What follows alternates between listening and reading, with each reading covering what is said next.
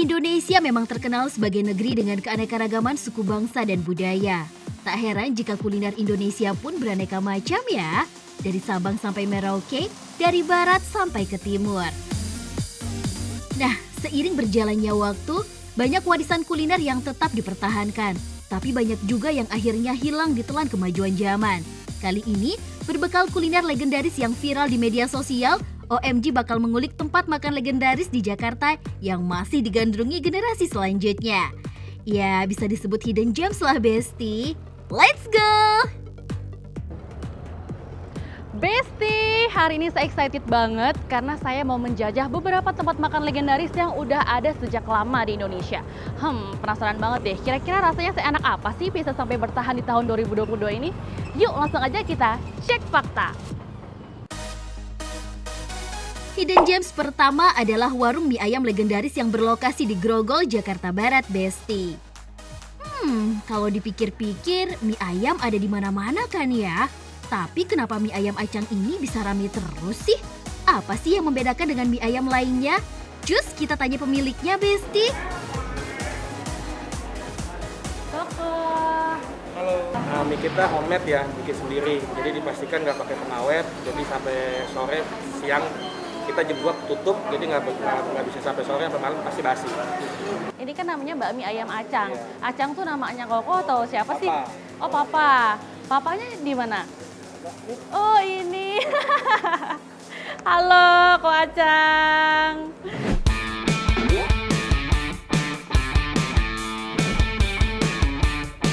Walah, ternyata mie ayam ini dijual sejak Koh Acang masih bujangan, Besti. Tepatnya tahun 1969. Di tahun itu, ia ngejualnya masih pakai gerobak dan keliling di sekitar Jakarta Barat.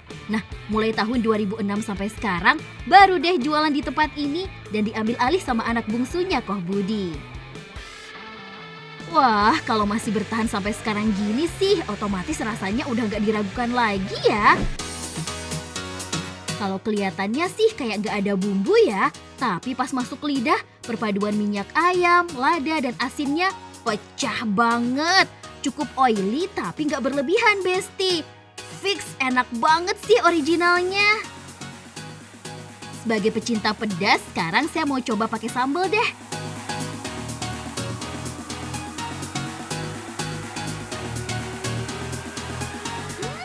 Surprisingly, rasanya jadi makin rame banget. Pedas iya, manis iya, asam juga iya. Tapi kalau saya pribadi sih, kayaknya lebih milih original aja deh. Umumnya sih mie ayam cuma pakai topping ayam, pangsit, dan bakso ya. Tapi kalau di sini kita bisa milih topping sesuka hati. Ada telur puyuh, bakso urat sapi, jeroan, bakso ikan, pangsit basah, pangsit kering, bahkan dimsum. Pangsit basahnya juara sih. Biasanya kan isinya ayam, tapi di sini ada isi udangnya juga. Jadi berasa makan dimsum.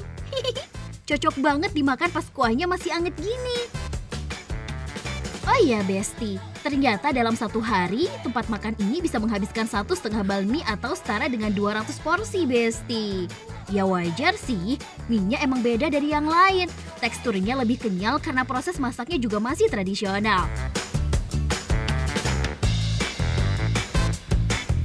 Karena teksturnya panjang dan kenyal, jadi semua pelayan harus motong mie pakai teknik yang udah dilakuin secara turun-temurun. Padahal tempat ini jarang banget loh dipromosiin di media sosial, tapi tetap aja, Besti, banyak pelanggan setia yang terus berdatangan setiap harinya. Enak Mbak, beda dari yang lain ya. Jadi toppingnya banyak, pilihan mie-nya juga banyak, dan pasti enak. Enak sih. Jadi tipe-tipe makanannya bukan kayak mie ayam biasa gitu, mie ayam apa ya? Jadi kayak mie ayam Cina yang ini ya. Dia enak.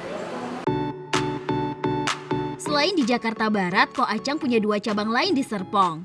Wah, kelihatan kalau banyak peminat juga di Serpong ya. So Besti, mie ayam Koh Acang approve ya. Dari mie ayam, kita beranjak ke bubur ayam, Besti.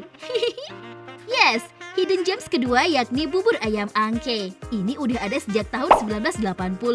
Lokasinya di Jelambar, Jakarta Barat.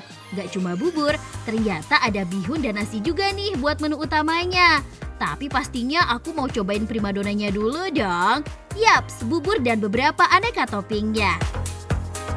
Penasaran deh, selain pilihan menu yang variatif, kenapa ya kok bisa banyak gini peminatnya? Kalau kita pakai bahan-bahannya itu bahan-bahan yang seleksi gitu loh. Jadi ayamnya juga nggak bisa sembarang karena tekstur daging ayamnya kan beda ya. Walaupun sama-sama ayam kampung teksturnya kan beda. Terus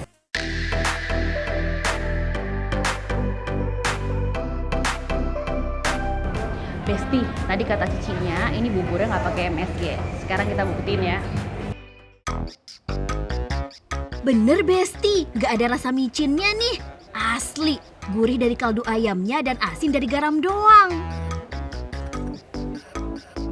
Tekstur buburnya juga lembut dan cenderung agak lembek Besti. Ada potongan ayam kecil dan cakwe juga di atas buburnya. Pas cakwe dan bubur nyampur di lidah, rasanya kenyal dan enak banget. Aroma dan aftertaste-nya itu loh, bikin mau lagi.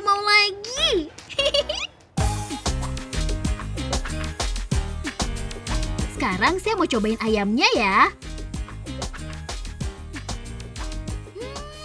Cucok Besti. Perpaduan kecap asin, wijen, dan minyak bawangnya nyatu banget. Oh ya Besti, ternyata ayam ini direbus pakai kuah kaldu ayam. Pantes ya jadi lembut dan kenyal banget. Ati dan ampelannya juga gak kalah enak.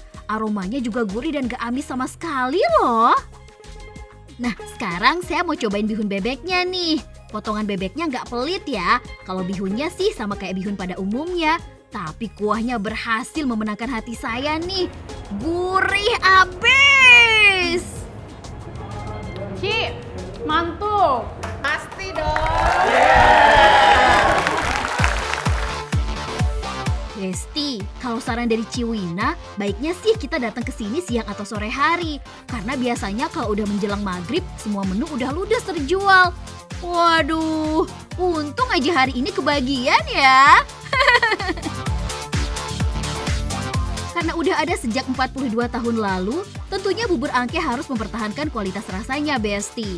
Tapi untuk saya yang baru nyobain, emang langsung ninggalin sensasi spesial sih di mulut. Jadi nggak heran kalau orang tua sampai anak-anak jadi pelanggan setia di tempat ini.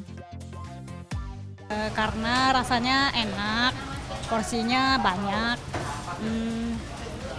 anak-anak juga suka. Porsinya sih lumayan besar ya, jadi kita pesan setengah ekor ya. Porsinya sih oke sih, mantap. Dari Jakarta Barat kita geser ke Tangerang ya. Ini dia laksa bihun Ciikim. Besti tahu laksa dong? Kuliner perpaduan Tionghoa dan Melayu ini dipercaya jadi masakan favorit masyarakat Tangerang ratusan tahun lalu. Nah, kalau laksa bihun Ciikim ini udah ada dari tahun 2014, Besti. Kira-kira rasanya seistimewa apa sih? Bentar deh, ternyata lagi ada Ciikimnya nih. Kalau pengunjungnya padat gini, biasanya sehari bisa habis berapa porsi ya? Kalau hari biasa itu kurang lebih 300-400 porsi. 300-400 porsi. Kalau hari biasa. Hari biasa. Kalau hari weekend, Hari Minggu itu hampir 800. gimana sih cara Cici biar menggait pembeli untuk setia beli di sini? Kita bikin kualitas yang nggak bisa dirubah. Kualitasnya mesti dipertahankan. Kita mesti ramah sama pembeli. Jangan pelit.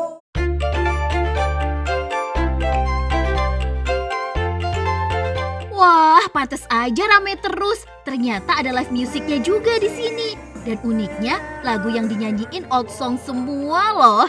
Jadi berasa banget legendnya. Pada suka nostalgia kayaknya. Nah, mumpung lagi ada yang nyanyi, saya mau langsung makan Besti. Biar berasa makan zaman tempo dulu. Wah, lihat dong pesanan saya. Toppingnya penuh sampai tumpeh-tumpeh. Warna kuah kuningnya sempurna dari campuran kunyit dan temu mangga.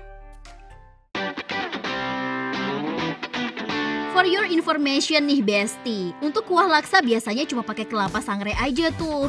Tapi kalau laksa Ciikim ini pakai kucai sama santan murni. Pantas rasanya unik dan nendang banget. Mantap! ebinya sih bener-bener sesuatu yang menyempurnakan rasa bihun Ciikim.